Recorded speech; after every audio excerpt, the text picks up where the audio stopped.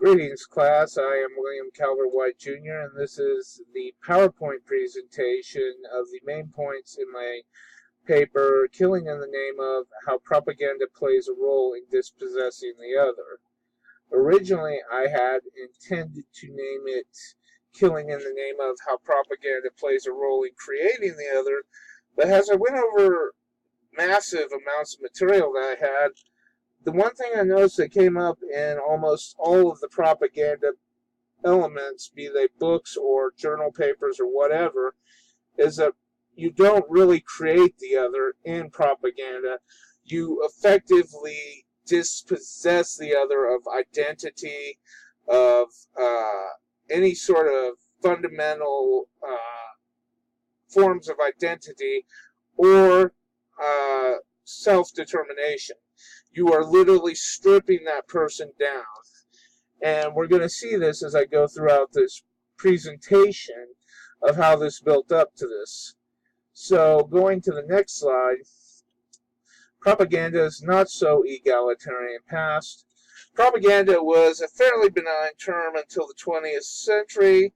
A lot of this involves, and there are elements addressed in my paper that I mentioned that I kind of modified because Edward Bernays, who is considered the founder of both public relations and propaganda as we know it today, he was mentioning that propaganda was more benign and didn't really have negative connotations up until World War I.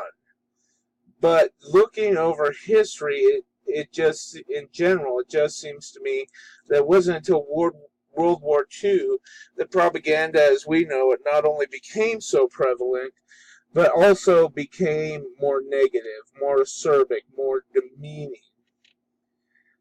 As we see here, the word propaganda is closely linked to Pope Gregory XV, who created the Office for the Propagation of Faith in 1622. He did not intend it to, he literally intended it to be more of a enlightenment than a function of degradation or that.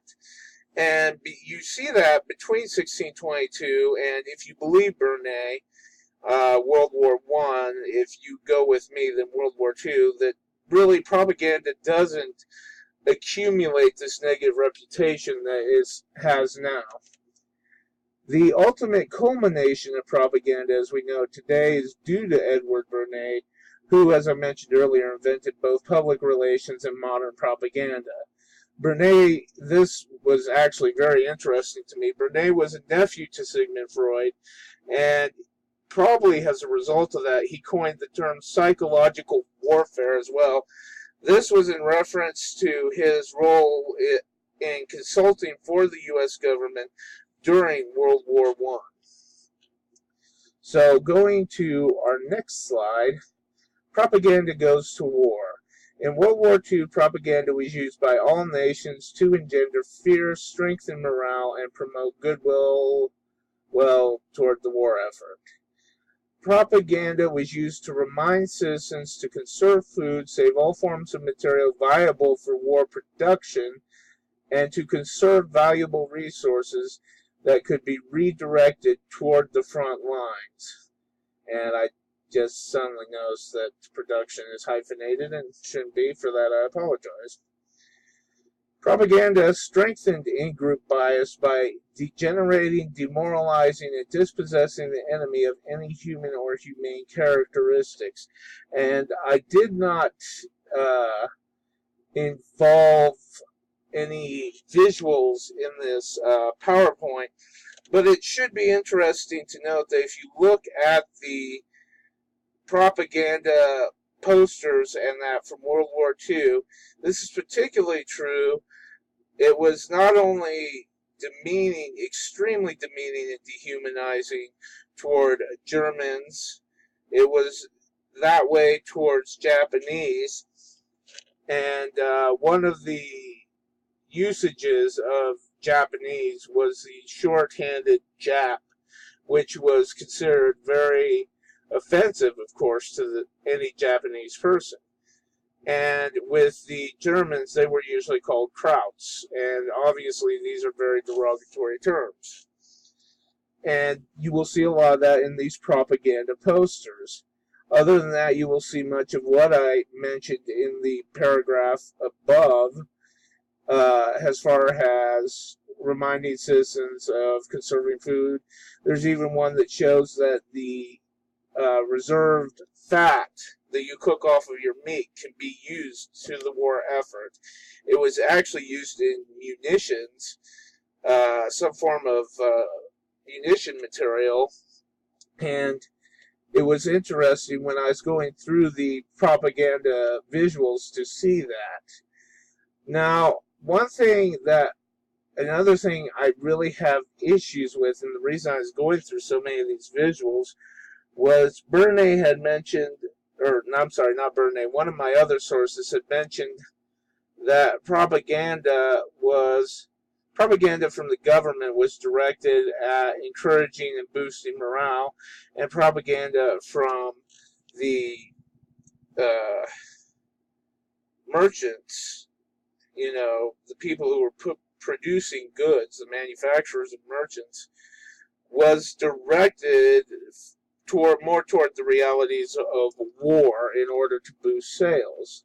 So I started going through much of the propaganda, because I had always remembered propaganda, the World War II propaganda from government institutions and that, basically instilling fear, literally generating fear of what could happen if you did not do this. And surprisingly, that element is there, but it's not as strong as I thought it was, and much of what was said in my other source is fairly accurate. At the end of World War II, the Cold War would start up. It actually overlapped the end of World War II thanks to Dwight D. Eisenhower, and continued to produce the same type of propaganda that made its first appearance in the War to End All Wars. Propaganda during the Cold War. Boy, I'm familiar with this. I was alive during the Cold War. Yeah. An interesting thing I noted is that there was a case with the war called the Nigeria-Biafra War. And we'll go into a little of this, because this is where propaganda is more opportunistic than deliberately planned out. Propaganda can arise from deliberation or from accidental miscommunication, as was the case during the Nigeria-Biafra War.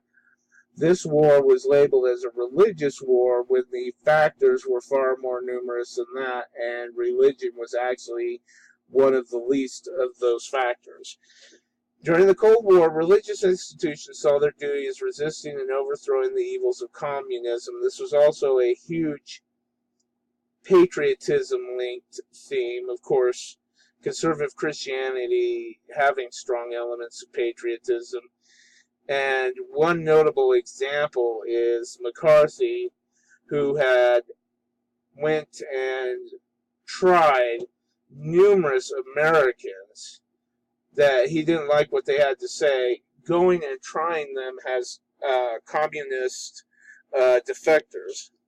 And he ruined a lot of lives that way. And that did not appear in the paper, but is an interesting thing to note nonetheless. Now, these are two cases where we see during the Cold War how propaganda was utilized or employed. And I didn't really want to dwell on the Cold War issues that much.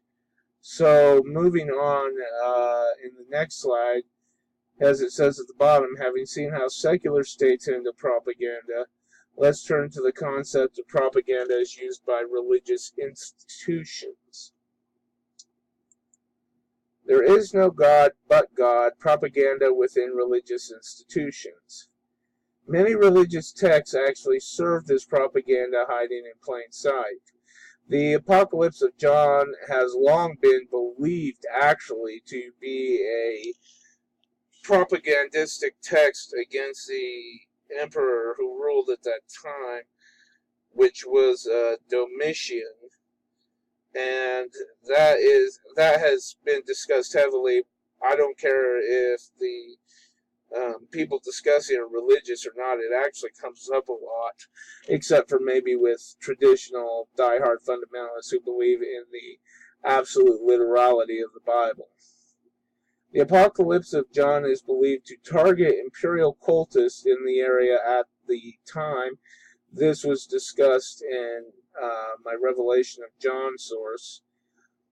Paul's Areopagus speech is believed to address pagan institution within the Mediterranean world, and interestingly, we see almost as is mentioned, there's almost like there's a synthesis being made with certain elements of paganism, certain elements of Christianity. And if you see this, if you look at much of Christianity today, you will actually see how this happened, including ritualized worship on Sunday, the day of the sun, and including holidays such as Christmas and Easter, which are definitively pagan in nature. And they've been co-opted by Christianity to represent something else. Propaganda coming from within religions are multifunctional and do not serve to always address the same issue, but the end result is the ideal of conforming others to religion's own worldview. Now that we have seen how religions use propaganda, it's time to examine how religious states, the composite of the two aforementioned institutions, handles propaganda and why it is used at all. Religious states and propaganda. In today's world, religious states are rare, to my knowledge. I tried looking it up, and ironically, if you Google religious states, you get a lot of nonsense about states that are religious, and I tried messing with the wording and just couldn't get what I was looking for. But as far as I know, they're rare. Two of the ones I want to look at, two of the most notable, however, are currently at war: Israel and the Islamic State. ISIS is one organization that employs contemporary methods of spreading propaganda. This includes internet, social media, SMS, streaming video, and online magazines like Dabiq, which are now defunct. And actually, if you read Dabiq, and I have read some of Dabiq, it is a very contemporary-looking magazine with a very modern feel. And it is driven toward a synthesis of what you might expect from a religious state, and that is the religious side of life, but also the political directorates that the particular group feels necessary to address. However, ISIS's extreme actions may actually distance other Muslims, and worse yet, engender negative stereotypes of all Muslims, not just Muslim extremists, and this was mentioned in one of my other papers. Unfortunately, I'm not remembering the names of these papers at the moment, so I apologize for that. Now, wrapping up with our conclusion, we have examined three types of macrocosmic institutions and have examined the ways in which they use propaganda to achieve their aims. It becomes apparent on close inspection that the biggest difference in these institutions is their goals. Secular states seek to overpower their enemies, religious institutions seek to convert others to their own worldview, and religious states fight to convert another institution to its worldview or to take back from another institution something it believed it is granted by its deity, land, etc. The battle for Jerusalem is a good example. This is actually generalized and very simplistic, but you get the point. In the end, however, propaganda serves to strip away the targeted out group of dignity and humanity, leaving only a hollow shell in its wake. And with that, I conclude this presentation, and I hope that you enjoyed it.